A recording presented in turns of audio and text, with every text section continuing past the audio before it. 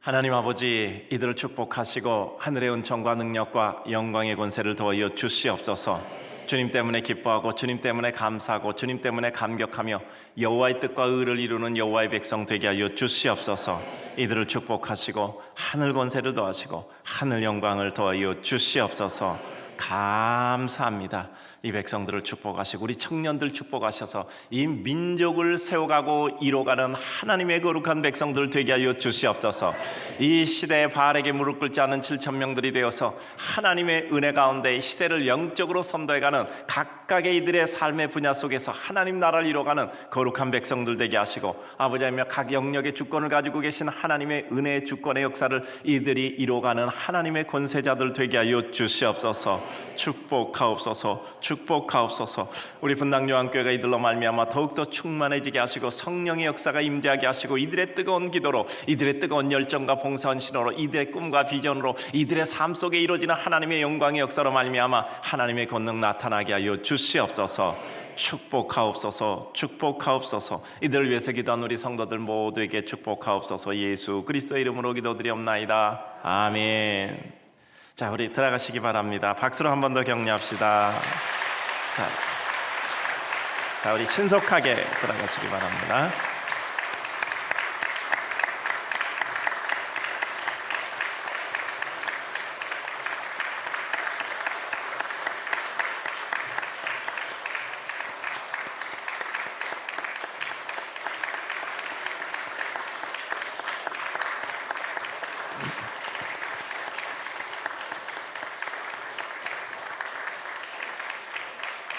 자, 감사합니다.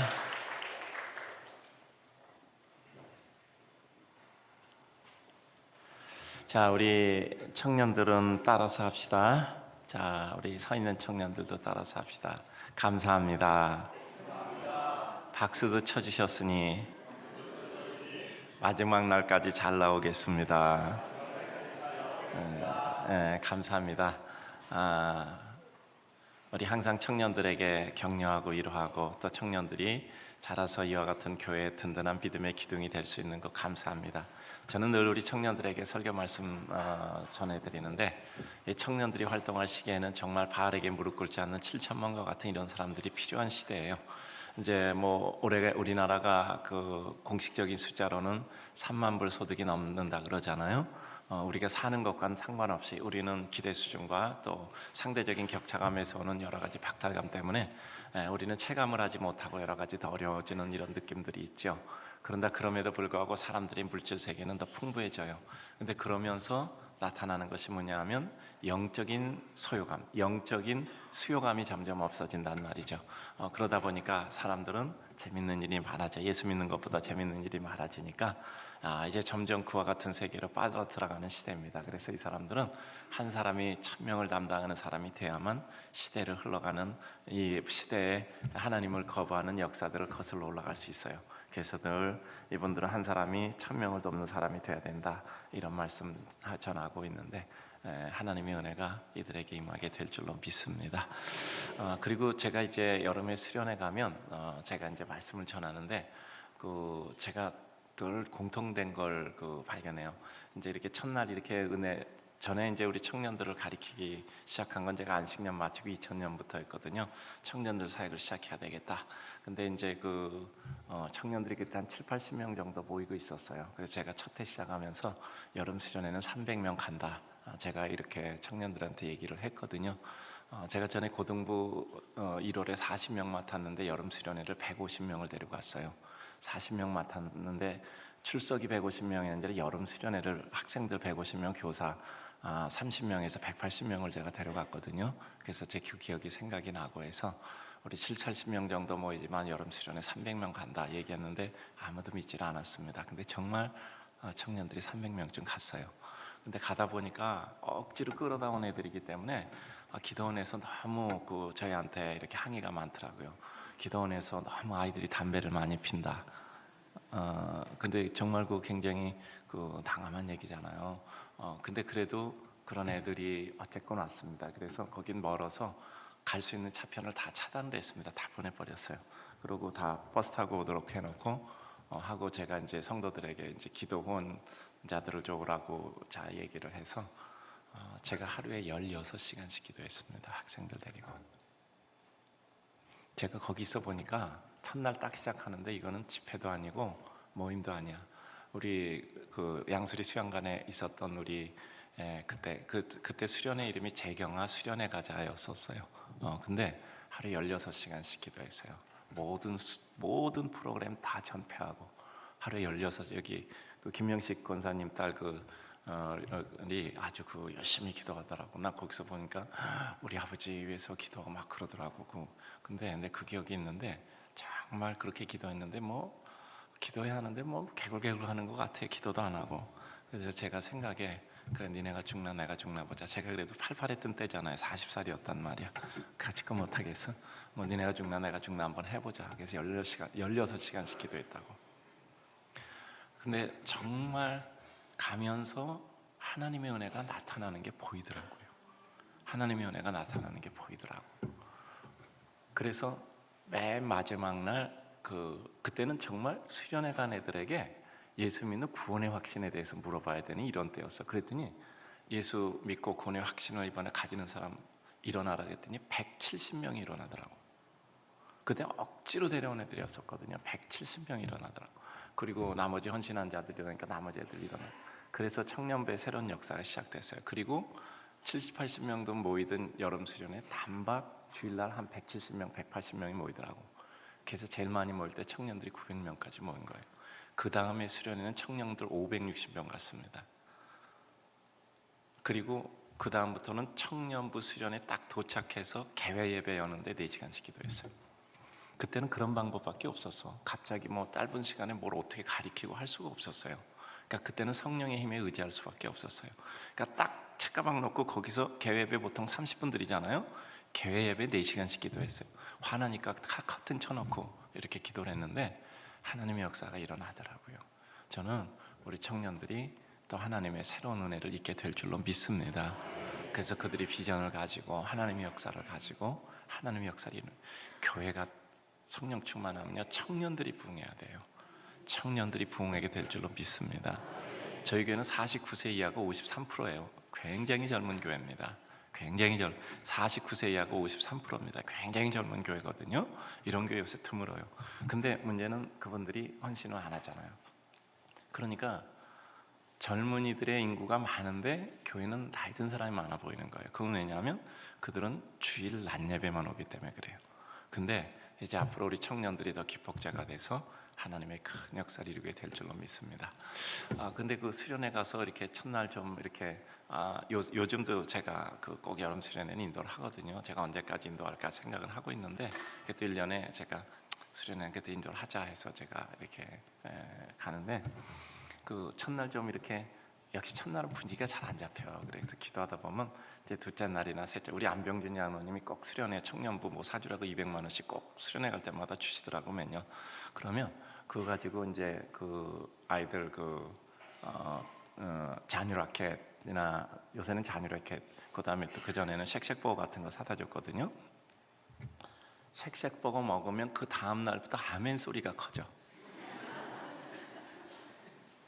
그 쉑쉑버거 우리 처음에 사다 주는 날 우리 교구장님들 뭐 한 30명 정도 가까운 이 교구장님들이 4시간 그 앞에서 줄 서서 기다렸어. 4시간 그 쉑쉑버거 1인당 5개밖에 안 팔아.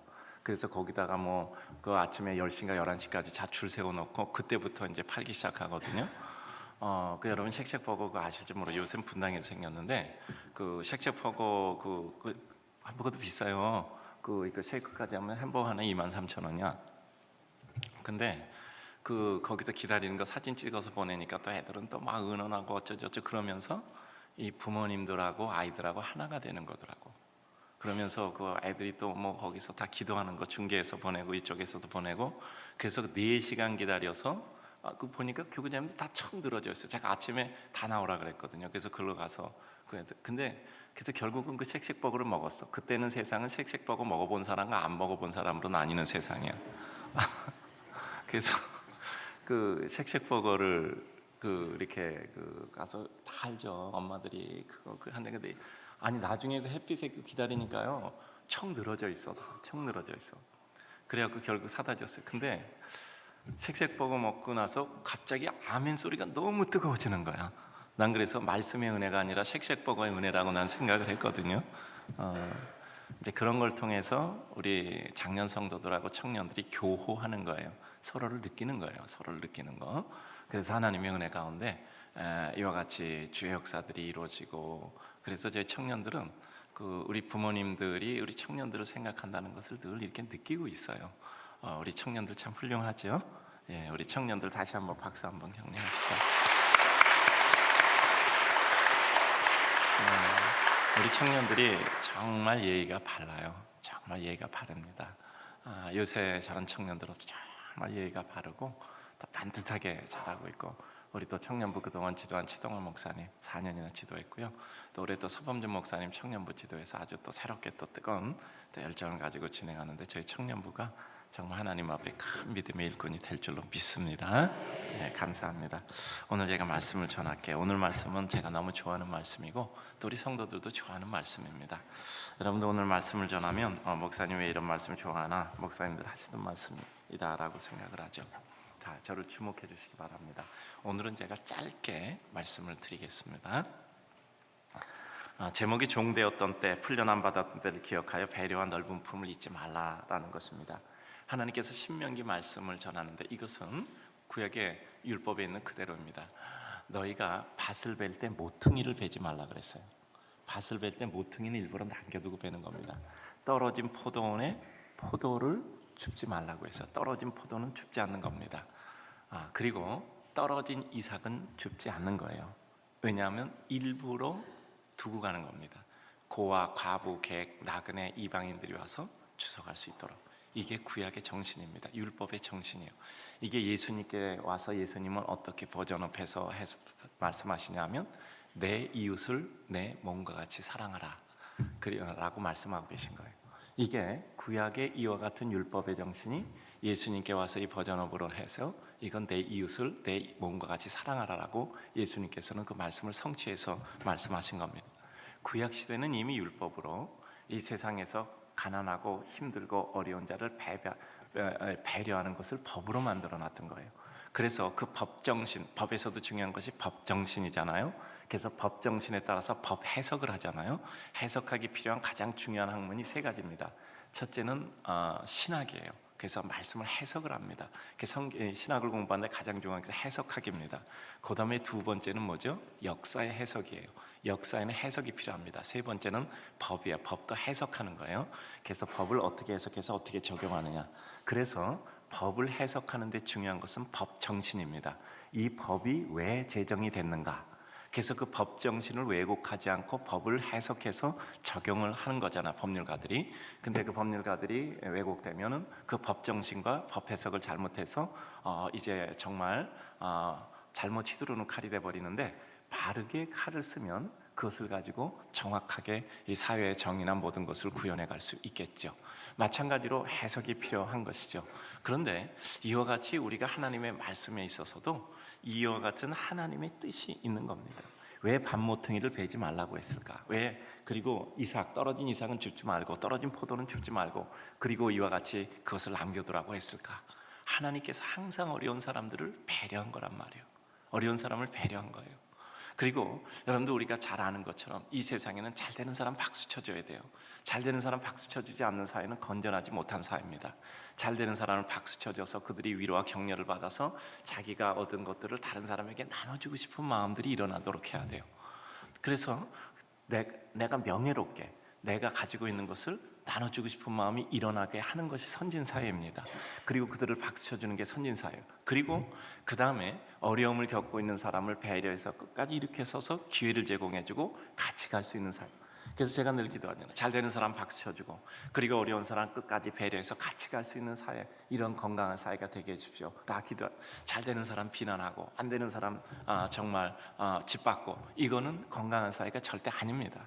그래서 오늘 말씀은 바로 그와 같은 것을 다시 한번 회상하며 하는 겁니다.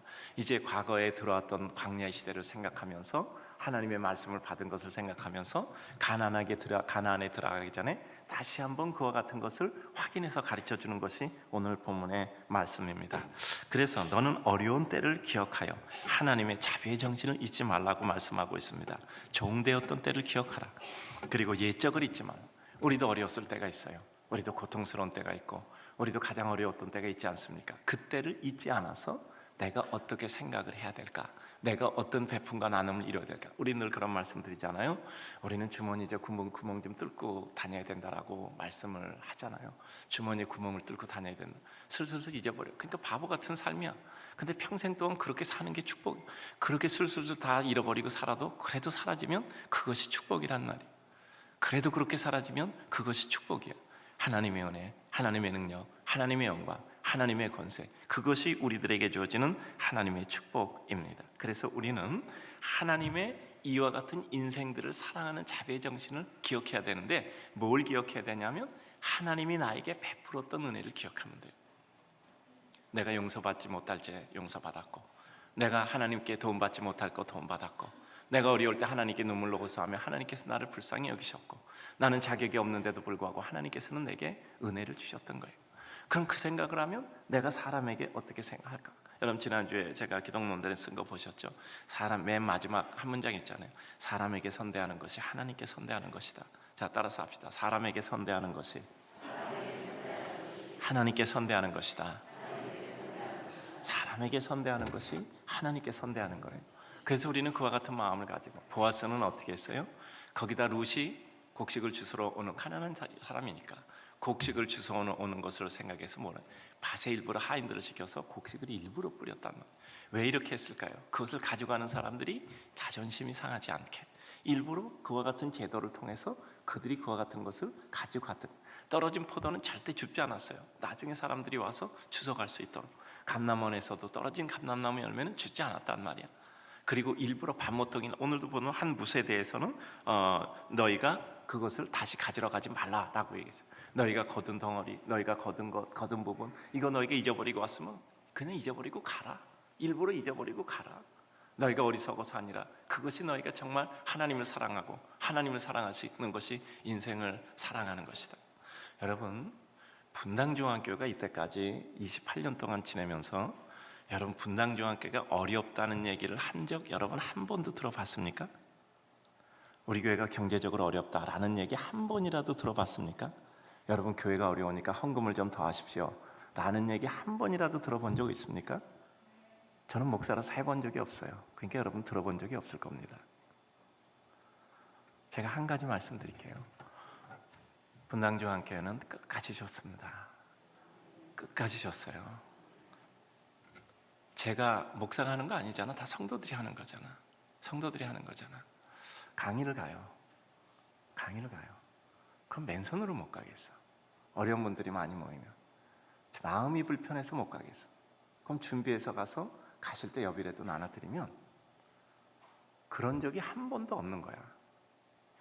그런 적이 한 번도 없는 거야. 선교사 집회 가요. 선교사를 갈 때 여비라도 이렇게 나눠드리면 선교사 집회 할 때 여비를 받아가는 분이 한 번도 없어. 다 누가 하냐면 분당중앙교회 성도들이 하시는 거예요. 이제까지 28년 동안 그렇게 지냈습니다. 절대 누구든지 빈손으로 보낸 적이 없어요. 저는 그게 이 교회가 이제까지 어렵다는 말을 한 번도 안 하고 안 들은 하나님의 축복이라고 믿습니다. 전에 그 일본 집회 갔더니 그건 전일본 선교사들이 모여서 한 200가정 정도, 한 300명 정도 오셨더라고요. 사람이 많으니까 원래 선교사 집회는 갈 적에 모든 비용을 마련해서 가는 겁니다. 뭐 선교사님들 어떻게 회비내고 오실 수 있어요? 그러니까 뭐 선교사 집회 가는 거는 선교사님들이 재려오는 게 선교사 집회 강사를 섭외하는 거예요. 첫째는 또 말씀의 은혜를 끼쳐야 되잖아요. 근데 두 번째는 말씀의 은혜만 끼치면 안 되고 그 모든 비용을 가져오셔야 돼요. 그래야 선교사들이 뭐 숙식비도 내고 그다음에 뭐 거기 식사도 하고 이러시잖아요. 그러니까 가서 말씀도 전하면 되고 말씀만 전하면 되는 게 아니라 비용을 가져가야 돼. 비용을 미리 보내야 돼. 그러니까 선교사님들이 굉장히 강사 구하는 게 어려운 거예요. 두 가지가 다 맞아야 되니까. 근데 거기는 한 200가정이잖아. 그러니까 10만 원씩 가면 뭐 대부분 100불씩 드리거든요. 10만 원씩 드려도 2천만 원이 필요해. 그래서 제가 그냥 도저히 안 되겠더라고. 근데 나는 거기서 집회를 인도하면서 내 마음이 불편해서 살지를 못하겠어. 그냥 아무것도 안 주면 마음이 불편해. 아무것도 안 드리면 마음이 불편해. 제가 교회 저 선교사 집회 갈 때마다 그런 때 많아요. 이번에는 그냥 가서 말씀에 은혜 끼치고 비용만 드린 것만 해도 충분한데 그냥 마음 굳게 먹고 가도 한 번도 그냥 온 적이 이 마음을 지킬 수가 없어. 그 다시 전화해서 인류예술 전국장, 그다음에 선교위원장, 재정위원장에서 세 분이 의논해서 필요한 거 보내세요 하고 선교사님하고 그 전화 통화시키면 한 번도 그냥 온 적이 없는 거야. 그걸 못 견디겠어. 그냥 빈손으로 도저히 돌려보내지를 못하겠어. 뭐 어떻게 생겨먹은 게 그렇게 생겨먹은 걸. 그러니까 교회는 재정적으로는 여러 가지 부담이 되겠죠. 근데 저는 그게 이 교회가 축복받은 거라고 생각을 합니다. 선교사님들 그런 얘기야. 어떤 큰 교회 목사님들이 오셔도 이런 적은 수십 년 동안 한 번도 없다. 다들 그런 얘기야. 근데 저희는 30년 동안 그냥 선교사님들 집회하고 돌려보낸 적이 제 기억으로는 없어요. 우리 성도들이 하시는 겁니다. 우리 성도들이 하시는 거예요. 저는 그래서 이 교회가 이제까지 재정적으로 어렵다는 말을 한 번도 안 들은 원인이라고 생각을 합니다. 이건 제가 간증한 거예요. 제가 말씀드렸잖아요. 분당 지역에서 점심 먹은 게 100번 정도 된다고 해봐요. 100번 중에서 이 교회는 99번 점심값 낸 게 아니야. 밥값 낸 게 아니야. 100번을 냈어. 단 한 번도 이 교회가 안 낸 적이 없어. 왜 그런지 아시죠? 들어갈 때 미리 다 맡겨놓고 들어가는 거예요. 목사님 낭비하고 다니시네. 그거 다른 교회도 다 할 수 있네. 근데 그렇지 않아. 그렇지 않아.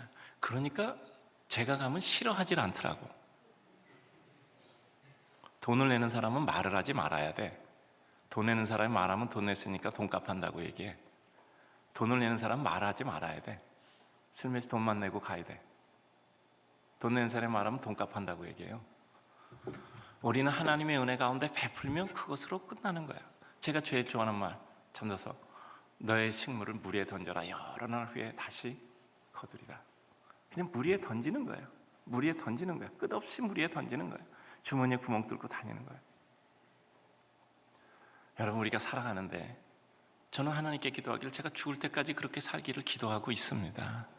저는 이 교회 성도들도 그렇게 살기를 소원합니다. 제가 말씀드리잖아요. 문 열고 딱 들어가는데 여러분들하고 사람이 얼굴이 다 밝아져. 여러분, 죽을 때까지 베풀고 가는 성도들 되기를 주님의 이름으로 축복합니다. 어떤 때는 마음이 갑갑해요. 왜 나는 이렇게 살아야 되나? 여러분, 누구 만나잖아. 길거리에서 누구 만나는데 저분 좀 어려운 것 같아. 그러면 뭐 가진 게 없잖아. 그러면 커피 마시자 그러고, 여러분 이거 제 얘기하는 거 아니라고 생각하시잖아. 그러면요, 잠깐만 기다려. 그럼 열심히 뛰어가서 또 은행 ATM 기계 찾아서 미안해, 가진 게 이거밖에 없습니다 이렇게 주면요, 그분들 다 은혜를 받아요. 은혜를 받아요. 저는 사랑은 말로 하는 거라고 생각하지 않거든요. 그럼 어떤 땐 가면은 ATM 기가 너무 멀어. 그럼 땀 뻘뻘 흘리고 뛰어가서, 그럼 어디 이렇게 갔다 왔냐? 그럼 미안하다고, 내가 급한 일이 있으면 갔다 왔다 그러고, 나중에 슬며시 그래 좀 지어주면 그게 100마디 얘기하는 것보다 은혜가 되더라고. 100마디 얘기하는 것보다 은혜가 되더라고. 나중에 알 거 아니야. 저렇게 뻘뻘 땀 흘리고 뛰어갔다 와서 어딘가. 나는 우리 성도들이 다른 건 몰라도 그렇게 사시기를 주님의 이름으로 축복합니다. 우린 가진 게 없잖아. 여러분, 우리 교회만한 교회가, 이렇게 아무것도 안 가진 교회는 나는 없다고 봐. 내가 아는 교회는 없어. 여러분은 다 주고 사셨어요, 이 교회는. 그래서 다 잘 썼어. 다 줘서 아무것도 없어. 너무 잘했어요. 맞죠? 너무 잘하셨죠? 너무 잘하셨어. 아주 잘하신 거예요. 여러분, 그렇게 살면 하나님께서 축복 주실 줄로 믿습니다. 여러분, 죽을 때까지 줄 수 있는 사람 될 줄로 믿습니다. 그래, 우리는 하나님의 은혜 가운데 죽을 때까지 주는 거야. 그럼 죽을 때까지 주는 사람은 죽을 때까지 주다가 끝나. 근데 죽을 때까지 챙기는 사람은 죽을 때까지 챙기다가 끝나. 나는 우리 성도들이요, 정말 너희가 잊어버린 것 챙기지 말라 그랬어요. 잃어버린 것 챙기지 말라 그랬어요. 그냥 가져가게 놔둬라. 나그네 고아 과부게 다시 가지러 가지 말라. 너희가 거둔 거 깜빡 잊어버려. 그거 못 갖고 왔냐면 다시 가지러 가지 말라 그랬어요. 고아 과부 객 나그네들이 그냥 가져갈 수 있도록 놔두라 그랬어요. 손해 좀 봐야 돼. 주머니 구멍 뚫고 살자. 하나님의 은혜가. 제가 간증이니까 할게요. 고등부 애들 이렇게 가르치는데 고등학교 애들이 60명 되더라고. 고등학교 3학년 애들이.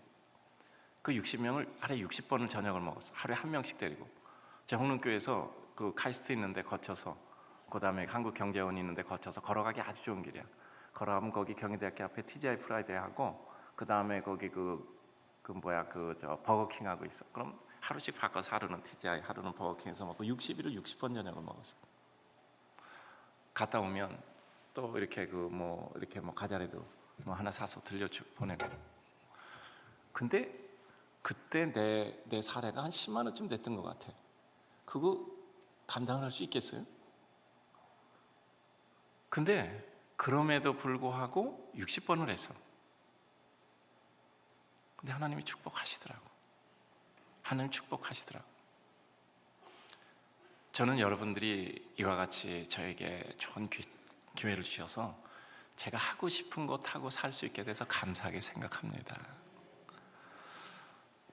여러분, 정말 하나님의 은혜라는 것은 하나님은 잘 쓰는 자에게 축복하시는 줄로 믿습니다. 우리 성도들은요, 주머니에 구멍 뚫고 살아야 돼. 주머니에 구멍 뚫고 살아야 돼. 그게 남는 거예요. 그게 남는 거예요. 평생 동안 그렇게 살면 평생 동안 그렇게 사라지게 될 줄로 믿습니다. 평생 동안 살면 평생 동안 그렇게 살 줄로 믿습니다. 그래요. 이제까지 하나님께서 우리들에게 큰 은혜를 주셨어요. 어디 가면요, 우리 교회는 내는 거 제일 잘내. 그리고 누구 봉사할 교회 있으면 우리 교회는 제일 내가 그냥 뭐든 가면 나는 그런 걸 참을 수가 없어. 그냥 우리 보고 하는 얘기 같아. 여러분도 그렇잖아요. 제가 여기서 특별 헌신 광고하면 꼭 나한테 하는 얘기 같아서 참지 못하고 하잖아. 나는 왜 이런 거 보면 참지 못할까? 이런 마음의 괴로움도 있잖아. 그렇지 않아요? 마음의 괴로움이 있지. 근데 그래도 불구하고 시간 지나면 그게 제일 잘한 거야. 시간 지나면 제일 잘한 거야. 저희가 여기 개척교회 있을 때 총신대에서 장학금 100만 원 보내라는 거 1000만 원 보냈잖아요. 무슨 100만 원은 개인이 보내는 거지. 교회가 보내는데 1000만 원. 그 개척교회에서. 그러니까 나중에 1년에 1억 원씩 보냈잖아. 그때 100만 원 보내서 끝까지 죽을 때까지 100만 원 보낼 것 같아.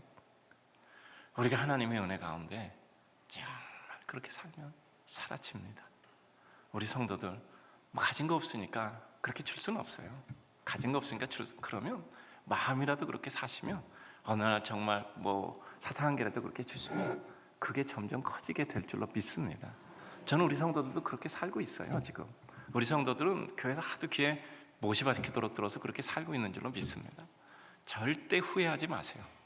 절대 후회하지 마세요. 절대 후회하지 마세요. 내가 이제까지 다 준 거 생각, 빌딩이라도 하나 짓겠다 이런 생각 하지 마세요. 하나님이 그것보다 더 큰 하늘의 집을 쌓으신 줄로 믿습니다. 우리 청년들도 평생 그렇게 사세요. 목사님 말씀 생각나면 그래, 그렇게 살자. 어떤 때 약 물고 하셔야 돼. 약 물고 하셔야 돼. 왜 나는 이런 삶을 살 수밖에 없을까 하는 가슴에 갈등이 생길 때도 많다고. 근데 그래도 그게 기쁘면 그렇게 사세요. 저는 우리 성도들이 하늘의 기쁨 속에 그렇게 사실 줄로 믿습니다.